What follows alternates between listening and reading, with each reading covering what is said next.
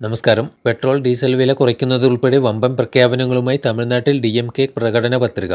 ചെന്നൈയിൽ സുപ്രീം കോടതിക്ക് ബെഞ്ച് പൗരത്വ നിയമ ഭേദഗതി റദ്ദാക്കും, ഗവർണർ നിയമനത്തിൽ മുഖ്യമന്ത്രിമാരുമായി ആലോചിക്കണം എന്ന വ്യവസ്ഥ കൊണ്ടുവരുമെന്നും പത്രികയിൽ പറയുന്നു.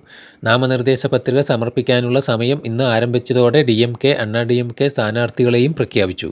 പാചകവാതകത്തിന് 500 രൂപ, പെട്രോളിന് 75 രൂപ, ഡീസലിന് 65 രൂപ, ടോൾ പ്ലാസകൾ ഇല്ലാതാക്കും എന്നിങ്ങനെ നീണ്ടുപോകുന്നു DMKയുടെ ജനപ്രിയ പ്രകടന പത്രിക.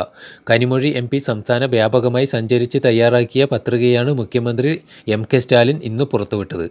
നിയമസഭയിൽ 33% സ്ത്രീ സംവരണം, സ്ത്രീ സംരംഭകർക്ക് പലിശരഹിത വായ്പ, വിദ്യാഭ്യാസ ലോൺ എഴുതിത്തള്ളും എന്നും പത്രികയിൽ പറയുന്നു. ഗവർണർ നിയമനത്തിൽ മുഖ്യമന്ത്രിമാരുമായി ആലോചിക്കണം എന്ന വ്യവസ്ഥ സുപ്രീം കോടതിക്ക് ചെന്നൈ ബെഞ്ച്, നീറ്റിൽ തമിഴ്നാടിന് ഒഴിവ് എന്നിവ കൊണ്ടുവരും. പൗരത്വ നിയമ ഭേദഗതി, സംസ്ഥാന സർക്കാരുകളെ പിരിച്ചുവിടാനാകുന്ന ആർട്ടിക്കിൾ 356 എന്നിവ റദ്ദാക്കും.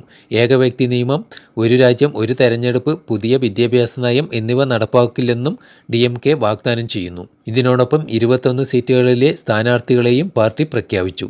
News desk 2020 news.